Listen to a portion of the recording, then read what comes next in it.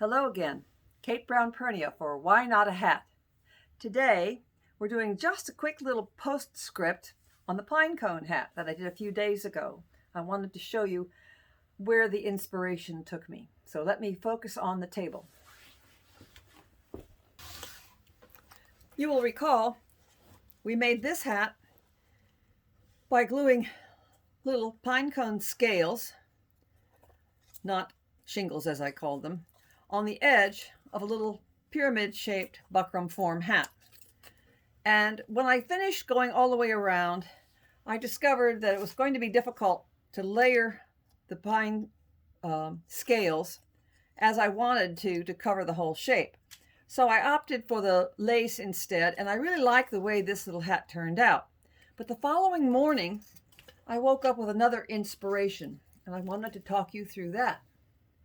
What I decided to do was make a flatter disc-shaped hat, a fascinator, if you will. Now, what I did was I cut a 5-inch circle that after blocking the buckram on a curved form, in this case a head block, but you could use a bowl to get the curve you need. And I cut the 5-inch circle out of the curved buckram, covered it, and wired it as we did in the buckram form video. If you need to review that, it will show you how to make a form like this and to cover it. Then I added the wire.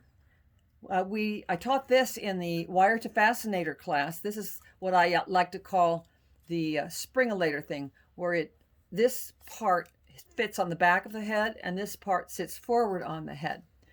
But I wanted to tell you a little bit about how I ended up with this lovely shape. What I wanted to do in this case, well, let me move this over here out of the way.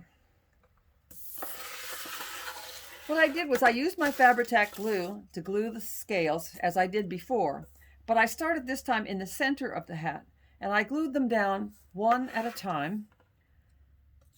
Each time I went in, I would tuck the next one in slightly under the first one.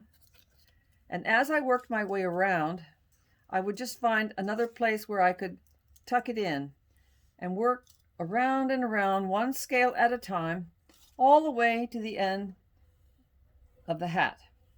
So that's how I got this, what I think is a really fantastic texture of this hat. And the Fabri-Tac glue is quite solid once it's dry. You have to, the reason it takes a long time to do this is you really have to wait for it to dry well before you tuck in the next scale. But then, as I showed you before, the tops of these pine cones come with what looks like a little rose at the top. And as you see, this is slightly discolored. It looks a little bit whitish around the edges. And I thought I would kind of touch that up a little bit for the one that I wanted to put on here for trim. So what I did was I used my wood tone Design Master color tool, and instead of spraying it directly on the little rose, I sprayed it on a piece of paper and used a paintbrush to just daub gently the little whitish spots, just to get a subtle coloration there so it wouldn't look too white. And I love the way it turned out. So I'm looking forward to seeing what you all do with this technique. After all, why not a hat?